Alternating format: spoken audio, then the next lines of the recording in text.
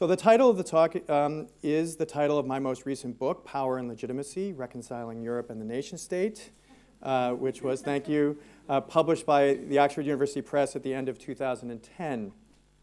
So indeed, my principal aim tonight is to give you an overview of the thesis I set out in Power and Legitimacy, which I think is timely in light of recent events in the EU, notably the Eurozone crisis, as I hope to elaborate a bit toward the end of my talk tonight. But I'd also like to do a couple other things as well, time permitting. Most importantly, I'd like to give you a few hints about the project that I'm working on here at the Academy this semester, which involves exploring in greater historical depth what I see as the parallel evolution of constitutional democracy and modern administrative governance in the North Atlantic world over the course of the 19th and 20th centuries. As I hope will become clear in this talk, this new project is deeply intertwined with the thesis that I set out in Power and Legitimacy. In my view, the EU, as Ingolf suggested, is best understood as an extension of the forms of administrative governance that consolidated themselves on the national level in the decades after 1945, what I call the post-war constitutional settlement of administrative governance. This settlement, I argue, emerged out of growing tensions between two countervailing historical trends over the late 19th and early 20th centuries. On the one hand, there was the increased centralization of governing legitimacy in elected bodies and other nationally constituted institutions, plebiscitarian chief executives, as well as growing court systems. On the other hand, there was the diffusion and fragmentation of normative power away from these centralized constitutional bodies into an increasingly variegated administrative sphere operating at multiple levels. The growth of the modern administrative state in the 19th and 20th century was driven by functional demands for regulation across a whole range of domains relating to urbanization, industrialization, as well as the movement of goods, labor, and capital, both within and beyond the nation state. Thus, despite our conventional images of national consolidation during this period, one could just as easily conclude, based on these countervailing pressures, that the late 19th and early 20th century European nation-state, indeed the nation-state throughout the North Atlantic world, was very much a leaky and porous vessel, to use the words of my fellow fellows Michael Geyer and Charlie Bright in a piece that they published together in 2002. It is precisely because of this administrative leakiness, if you will, that we should probably resist the temptation, which might be especially strong here in Germany, to equate administration with rigid hierarchies and bureaucratic centralization within the state, perhaps in a Weberian sense, as well as with some kind of pouvoir neutre, or moral authority above social divisions, perhaps in the sense of a Hegelian generalist state. Indeed, when I speak of administrative governance wherever located, I am referring to the manifold instances of regulatory power that today reach well beyond the political summit of any state, that is, the legislature or the executive in their highest constitutional forms. In my view, the administrative realm today not only encompasses the state bureaucracy at all its levels, but it also stretches well beyond the boundaries of the state itself, to international organizations like the WTO, or to regional entities like the EU or NAFTA. Thus, in my mind, European governance as a whole, including the seemingly legislative European Parliament and the seemingly judicial European Court of Justice, are best understood as an extension of the diffusion and fragmentation of regulatory power that has been the defining characteristic of the leaky container of the modern state. And thus, a central goal of European public law has been, in keeping with, again, what I call the post-war constitutional settlement, to reconcile the functional demands of integration, which has entailed the extensive migration of regulatory power to the supranational level, with the continued cultural attachment to ideals of representative government and constitutional democracy on the national level as they were inherited from the 19th century and reinvigorated after 1945.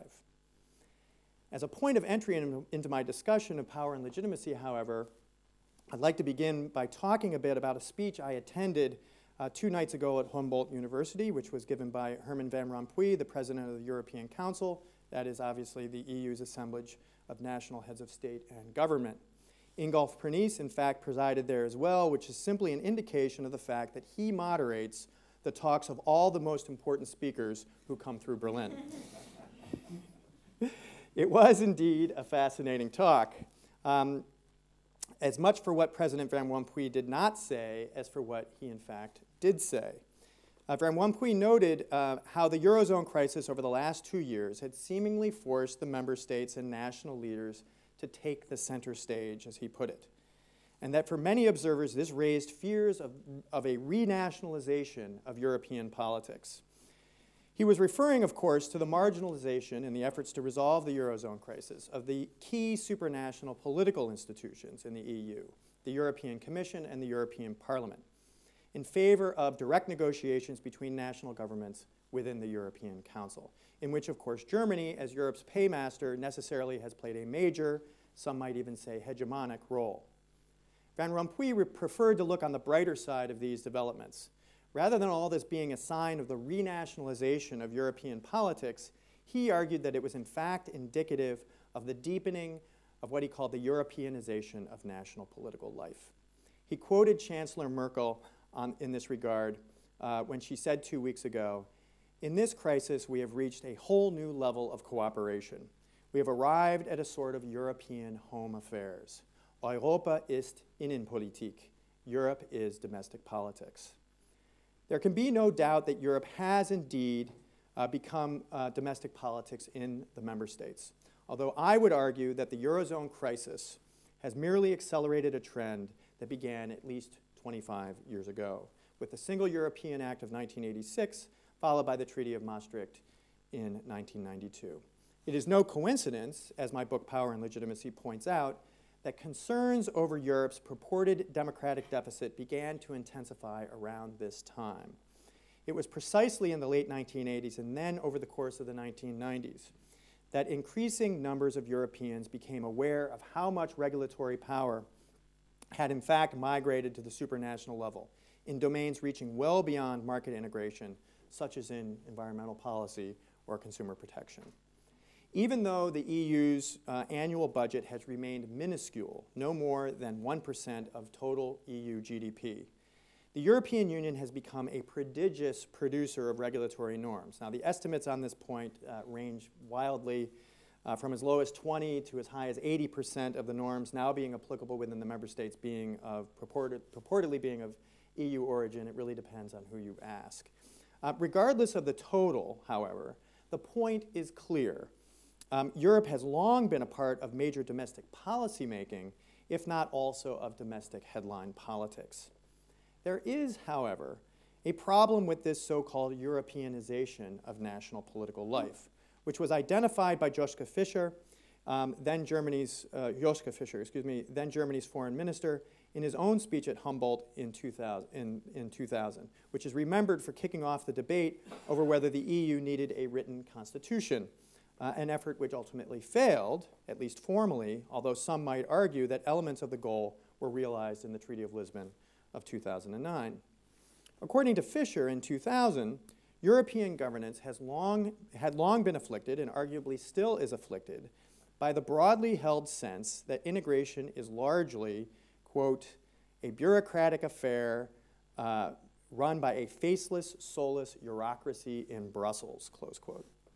That is, no matter how much European elites had struggled against this perception, European citizens continued and arguably still continue to experience the increasing Europeanization of domestic politics, if not precisely as a negation of democracy on the national level, then certainly as the transfer of regulatory power to an unaccountable, distant, and ultimately foreign bureaucratic elite, which goes simply by the name Brussels, or as the German writer Hans Magnus Enzensberger put it in an essay last year, the sanftes Monster Brüssel, the gentle monster that is Brussels.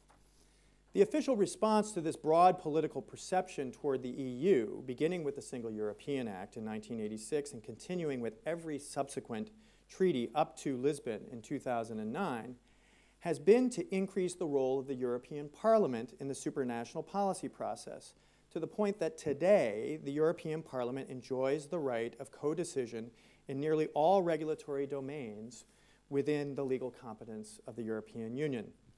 This effort, in fact, built on decisions of the European Court of Justice in the 1980s, which, very much in keeping with the constitutionalist mindset the court had established since the early 1960s, viewed the European Parliament as the expression of, quote, the fundamental democratic principle that the peoples of Europe should take part in the exercise of supranational power through the intermediary of a representative assembly, close quote.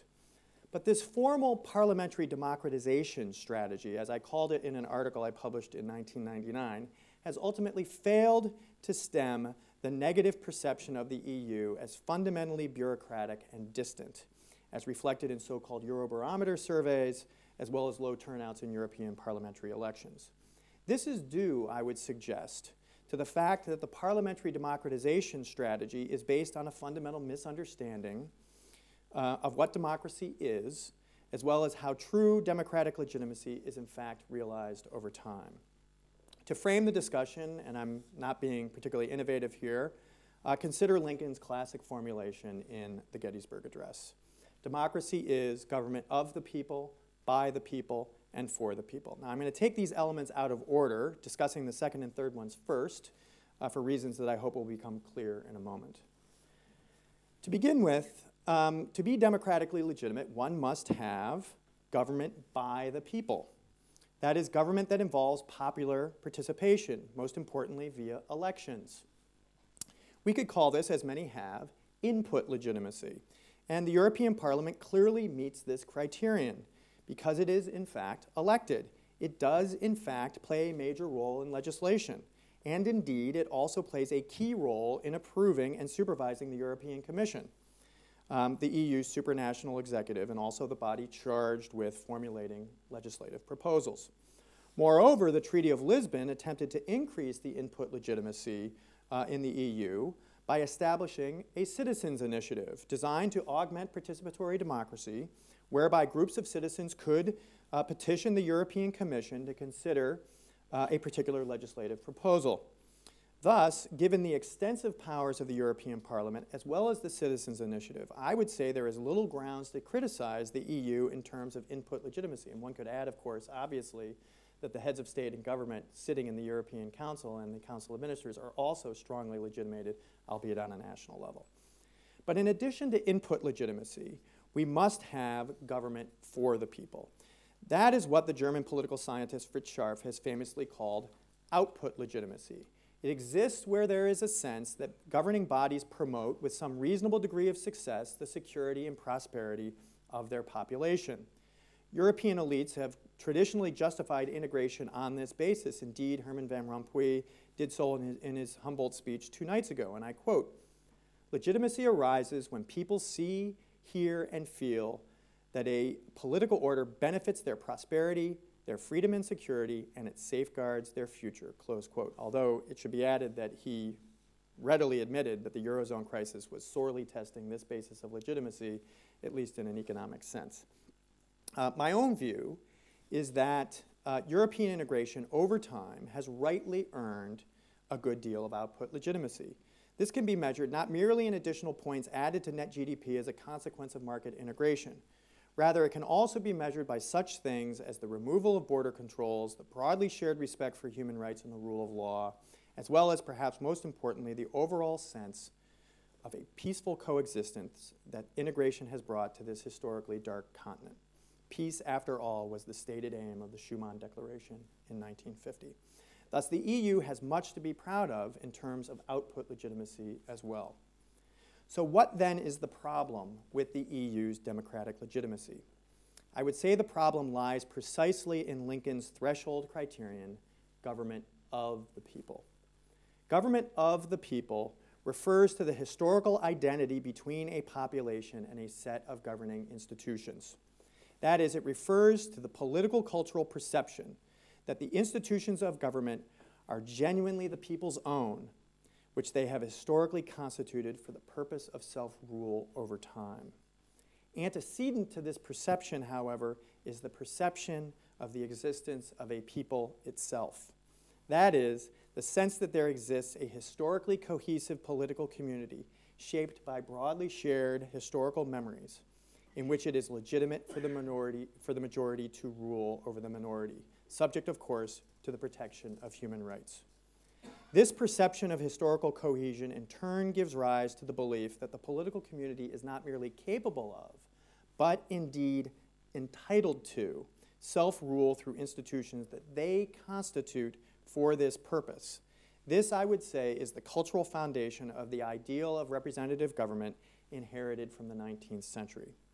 When a political community gains this historically grounded sense of democratic self-consciousness, it becomes a demos in the sense of demos kratia, that is, demokratie or democracy. In other words, democratic legitimacy in the deepest sense depends not merely on democracy's inputs and outputs, rather it ultimately depends on whether there exists this crucial sense of historical identity between the institutions and the people. That is the sense that both the people and their institutions are indeed the product of the same common history, even a deeply contested history, as in, for example, the United States. I would in fact argue that this sense of demos legitimacy is not merely essential to democracy, but also to constitutionalism itself. And in this I follow the lead of Jed Rubenfeld in his 2001 book, Freedom and Time, A Theory of Constitutional Self-Government. It is on the basis of this demos legitimacy that merely functional institutions of rule are transformed into genuinely constitutional bodies, because they have come to be understood as the institutional expressions of the right of the demos to rule itself. The EU today is riddled with multiple demoi across its various member states, which of course creates a great deal of democratic and constitutional legitimacy, not for the EU, but for national constitutional bodies. There are exceptions, of course, such as Belgium, where the coherence of the national demos is deeply contested, thus undermining the legitimacy and effectiveness, frankly, of national institutions. But as is broadly recognized throughout Europe, and again, no news here, the EU as yet lacks any single overarching European demos, and thus perhaps it also lacks, at least for the moment, the needed sociocultural and sociopolitical foundations for a pan-European democratic constitutionalism. Without such demos legitimacy, that is, without the sense that European institutions are genuinely the people's own, rather than some distant bureaucratic construct, Europe will have a great deal of difficulty overcoming its so-called democratic deficit, no matter how much input and output legitimacy otherwise exists. Indeed, the very idea of a democratic deficit may reflect an elite misapprehension of the nature of the problem. As my book, Power and Legitimacy, points out, the problem in the EU is not a democratic deficit in the sense of needing increased input legitimacy. Rather, the problem is one of democratic disconnect, in the sense that EU institutions are generally perceived as beyond the control of democratic and constitutional bodies in a historically recognizable sense. Sympathetic European commentators, not to mention judges on the ECJ, have struggled mightily to reconceive the nature of democracy and constitutionalism in the European Union. They have come up with a whole range of network-based theories of transnational or cosmopolitan democratic and constitutional legitimacy in order to dissociate these concepts from the nation-state and thus bring supranational governance within their conceptual ambit. And yet, the idea of the EU as democratic and constitutional in its own right has remained deeply suspect, at least when measured against the perceived legitimacy of institutions on the national level with all their many flaws, and there are many. The result, in my view, has been a continuing disconnect, and here we get to the title of the book, between, on the one hand, the extensive scope of supranational regulatory power, and, on the other hand, the limited capacity of supranational institutions to legitimize that power in democratic and constitutional terms, which is something still demanded by the admittedly evolving ideals of self-government inherited from the 19th century and reinvigorated after 1945. Power and Legitimacy argues that European public law has quietly and in some sense unconsciously attempted to overcome this disconnect by establishing over time a range of national mechanisms to oversee and legitimize supranational regulatory power in a democratic and constitutional sense. These mechanisms challenge the idea, widespread among legal scholars of integration, that European governance is built on a set of, quote, institutions constitutionally separated from national legitimation processes, unquote, as a recent scholarly article put it. These national legitimating mechanisms that I highlight in Power and Legitimacy include, of course, the well-known collective oversight exercised by national executives via the Council of Ministers and the European Council. This mechanism is indicative of the decisive role played by national executives under the post-war constitutional settlement, as the book explores in great detail. But these national oversight mechanisms also include judicial review by national high courts with respect to certain core democratic and constitutional commitments, the so-called competence jurisprudence, for example, which also reflects the critical role of courts under the post-war constitutional settlement. And finally, these mechanisms include the recourse to national parliamentary scrutiny of supranational action, particularly over the last 2 decades, whether of national executives individually, that is, by committees within national parliaments, or of supranational bodies more generally, culminating in the new subsidiarity early warning mechanism of the Treaty of Lisbon. These national mechanisms exist, I would argue, to attempt to strike a balance. Whether they do so is another question. They attempt to strike a balance between the evident functional and political demands for supranational regulatory solutions and the continued attachment to the nation-state as the primary locus of democratic and constitutional legitimacy in Europe. Put another way, these national legitimating mechanisms establish a framework within which the otherwise undoubted complexity of Europe's policymaking processes, distributed across multiple levels of governance, can operate without evident democratic and constitutional legitimacy of their own, at least as classically understood. So how then should we interpret these national legitimating mechanisms in legal and historical terms? This is the central question motivating my book, and I hope it is the principal value added of the book as well. My aim in Power and Legitimacy, in some sense, was to offer a legal historical theory to better understand the development of these national legitimating mechanisms as an integrated whole, and as a response to the lack of demos legitimacy in the European Union. The traditional debate about the legal character of European integration has operated along a dimension stretching from international organizations at one end to a kind of quasi-constitutional federalism at the other end. The consensus view is that European supranationalism is sui generis. In some respects, it operates like a traditional international organization in which the sovereign equality of member states is respected and intergovernmental decision-making prevails. But in other respects, it behaves like a quasi-federal constitutional entity in which supranational legal discipline greatly limits the sovereign prerogatives of member states, and in certain domains at least, and frankly most domains now, majority voting is used to produce norms for the EU as a whole. Power and Legitimacy argues by contrast that the EU should be analyzed along a different interpretive dimension, precisely as a consequence of this disconnect between regulatory power and democratic legitimacy that I discern. My dimension, or the dimension that I propose, stretches from the strongly legitimated constitutional bodies on the national level, whether legislative, executive, or judicial, to the diffuse and fragmented forms of delegated regulatory power, whether located at the subnational, national, supranational, or even international levels. In this framework, therefore, both the EU and traditional international organizations are manifestations of the same phenomenon. That is, the diffusion and fragmentation of normative power away from the strongly legitimated bodies of the nation-state over the course of the 20th century.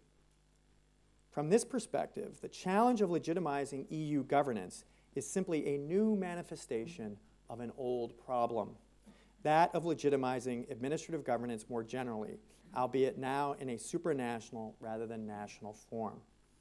It is for this reason that I argue that European public law is best understood in terms of what I call the post-war constitutional settlement of administrative governance. The key to understanding the legitimation of administrative governance in whatever form is, as Ingolf properly said, in my view, the concept of delegation. Although now obscured behind the language of conferral in the European treaties, the role of delegation is increasingly hard to ignore as a foundation normative principle in European public law, in which democratic and constitutional legitimacy remains fundamentally national, even as regulatory power is transferred to the European Union.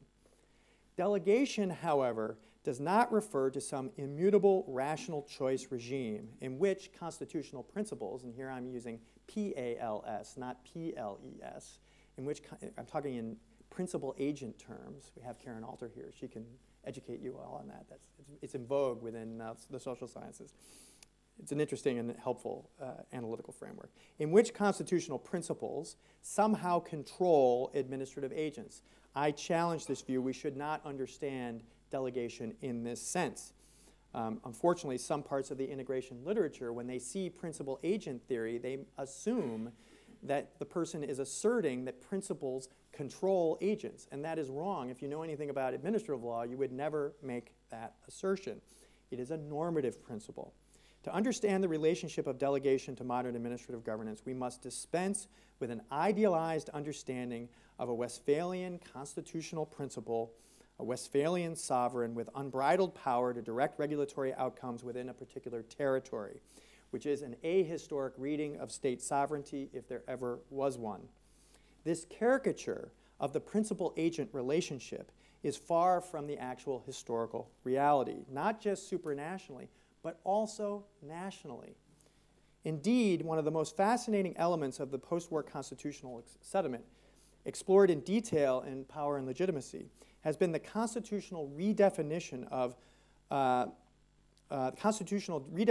power which must be retained in the legislature and the power which may be lawfully delegated to the executive and administrative spheres.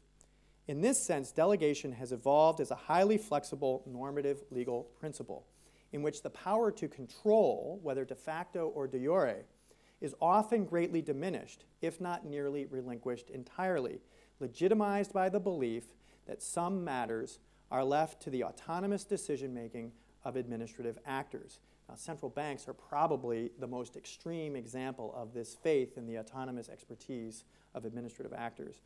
But we don't have to go into that. Constitutional principles, even at the state level, and again I'm using it in the sense of PALS, constitutional principles have often settled for something less than actual control, perhaps merely supervision, coordination, or what an American administrative lawyer would call oversight. Along these lines, one could cite the transformation of the old notion of chancellor democracy in Germany, which some theorists now claim is best understood as a coordination democracy, in which the chancellor serves only as a policy manager at the center of a highly pluralist institutional network.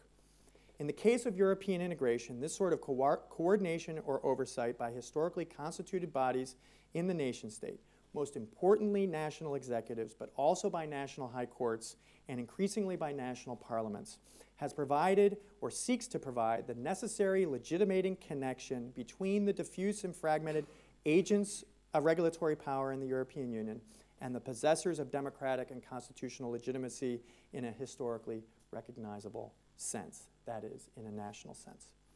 This, in my view, is the essence of modern administrative governance, the separation of regulatory power from the historically constituted bodies of the nation-state, executive, legislative, and judicial, which in turn is legitimized through mechanisms of oversight by these same bodies, which thus seeks to reconcile the reality of diffuse and fragmented governance with the conceptions of democratic and constitutional legitimacy we inherit from the past. Viewing national legitimating mechanisms in European public law in this way is not just an analytical conceit on my part. Rather, as Power and Legitimacy argues in some detail, there is considerable historical evidence that each of the national legitimating mechanisms in the EU, executive, legislative, and judicial, were constructed with an eye to similar legitimating mechanisms in the administrative state. and under the post-war constitutional settlement. In this regard, of particular interest to this audience may be the Kompetenz and constitutional identity jurisprudence of the German Bundesverfassungsgericht. This jurisprudence has drawn directly from its domestic counterpart regarding the constitutionality of delegation to executive and administrative bodies under the Basic Law of 1949. And I'm speaking here specifically of the jurisprudence interpreting Article 80, subsection 1. The Bundesverfassungsgericht has also drawn on the related Wesentlichkeitstheorie, and apologies for my German, Wesentlichkeitstheorie, or theory of essentialness, whereby the court has sought to protect what it believes to be the essential functions of the national parliament in the face of functional demands or political demands for the diffusion and fragmentation of regulatory power.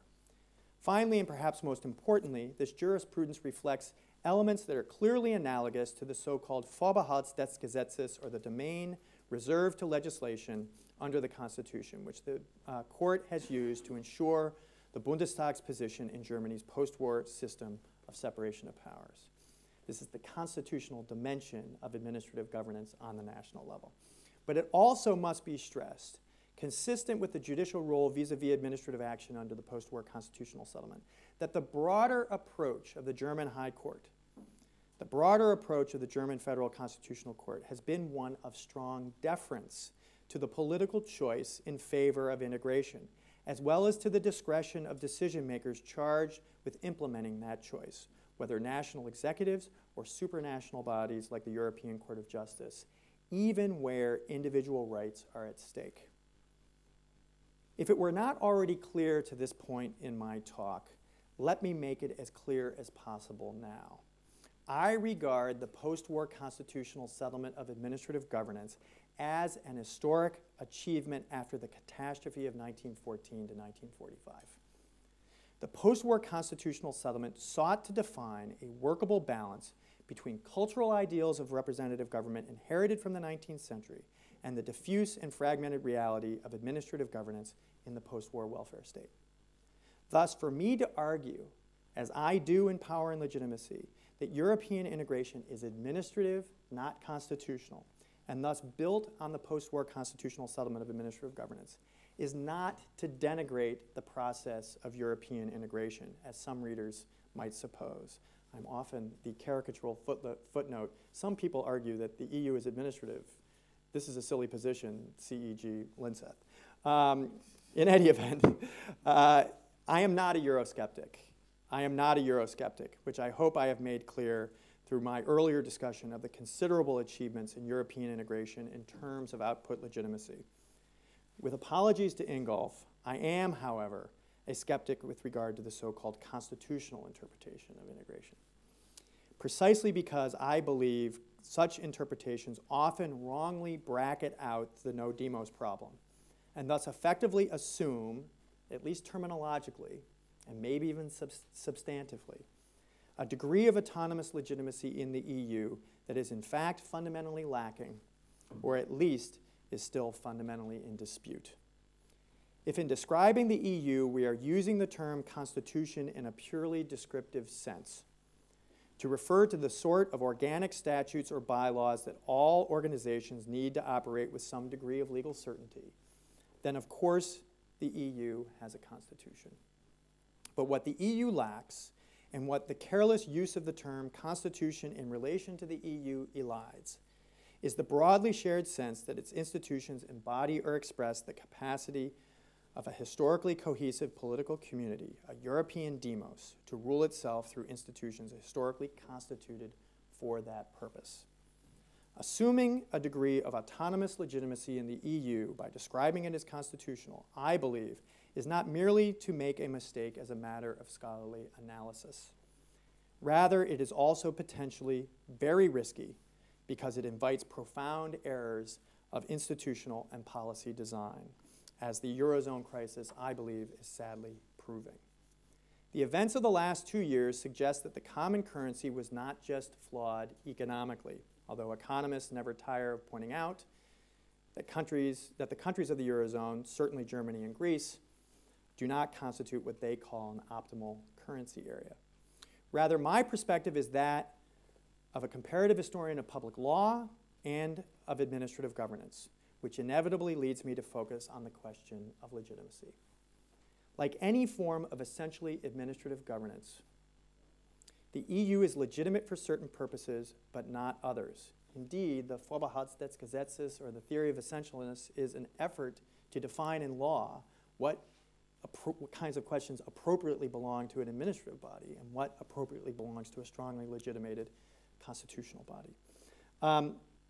So the EU is legitimate for certain purposes, but not others, unless Europeans are prepared to change fundamentally their understanding of what democratic self-government means or where it is located. Thus, whenever we talk about the legitimacy of European integration, we must always ask the question, legitimate for what? Legitimate for what purpose? The flaw in the European Monetary Union from this public law perspective may be that, given the downside risks that the Eurozone crisis is now revealing, the adoption of the euro presupposed a degree of centralized political power and legitimacy, most importantly relating to shared taxing and borrowing authority, Eurobonds, that the EU, or rather the Eurozone countries collectively, simply lack. Herman Van Rompuy, in his speech 2 nights ago, continually pointed to the fact that the total debt levels and the general fiscal position of the Eurozone as a whole were actually pretty decent, at least as compared to the United States or the UK. This is undoubtedly true. The problem with this claim is that the Eurozone as a whole, aside from the fact that it shares a common currency, along with common institutions like the European system of central banks, is otherwise a statistical artifact with no real political existence of its own, and certainly no shared taxing or borrowing authority that might be used to take advantage of the overall sound position of the Eurozone as a whole. Indeed, the German Bundesverfassungsgericht has made it quite clear in its several decisions arising out of the Eurozone crisis that Eurobonds are out of the question, precisely because they will impinge on the historical prerogatives and thus democratic and constitutional identity of the Bundestag. In short, the court believes that the removal of control over taxing and borrowing power that Eurobonds would inevitably entail would impinge on the realm of legislative power that must be reserved to the national parliament, akin to the Vorbehaltsgesetzes in the post-war constitutional settlement. Thus, in response to the question of legitimate for what in European integration, the EU might be perfectly legitimate as a vehicle to harmonize regulatory standards in various domains, numerous domains. But it may not be legitimate to assume the power over the national purse in a way demanded, for example, by the Eurozone crisis. In other words, I think it deeply unlikely that a European Alexander Hamilton will emerge anytime soon, someone able, as a means of pulling the Eurozone out of its current crisis, to engineer an assumption of the debts of the member states on the supranational level, as Hamilton and the federal government did with state debts in the aftermath of the American Revolutionary War. Why? Because Europe lacks, as yet, the demos legitimacy, the sense of government of the people, to undertake such an extraordinary step. To close, I ask your indulgence by letting me read from the final paragraphs of Power and Legitimacy. If supranational institutions do eventually attain some autonomous capacity for self-legitimation, then Europe will have reached a point contemplated by Ernest Renan in his 1882 in his classic lecture, What is a Nation? Although Renan spoke there of nations, his meaning clearly extended to nation states, which he viewed as, quote, not something eternal. They had their beginnings and they will end. A European confederation will probably replace them, close quote. But as Renan continued in terms undoubtedly true for his era, such is not the law of the century in which we are living. The surprising lesson of the present study may be that Renan's caveat of 1882 retains more than a residual measure of validity in our own era. Despite all that has come to pass in the intervening century and a quarter, a constitutionally autonomous European polity has not yet eclipsed the nation state, at least not in law, and almost certainly not in culture or political practice. It has been through the adaptation of the legitimating mechanisms and normative principles of the post-war constitutional settlement of administrative governance that Europe has arguably found its way, pragmatically, to an institutional formula that conforms to Europe's new slogan, united in diversity. Unity is achieved by way of shared institutions whose character is fundamentally administrative, creating nevertheless a deeply political system exercising some measure of delegated normative power on the supranational level, operating on behalf of a set of polycentric constitutional bodies on the national level. Diversity is preserved, however, precisely because ultimate legitimation, if not control, remains in the polycentric constituted bodies of self-government, executive, legislative, and judicial, of the member states. In this way, European public law has found a way to maintain the connection to the strong expressions of democratic self-rule on the national level in what is otherwise functionally a multi-level and even polyarchical system of governance. Such is the law of the age in which we are living. Different from Menon's, no doubt, but surprisingly less so than one might suppose after reading the many fascinating but still ultimately doubtful reflections on the possible forms of democracy and constitutionalism beyond the state that have proliferated in Europe over the last 2 decades. Nationally grounded legitimating mechanisms in European public law remind us that constitutional democracy still emanates from the state in crucial respects. How long that will last, I cannot say. But at this point in Europe's history, these mechanisms are probably best viewed in terms that Ernest Renan would have well understood.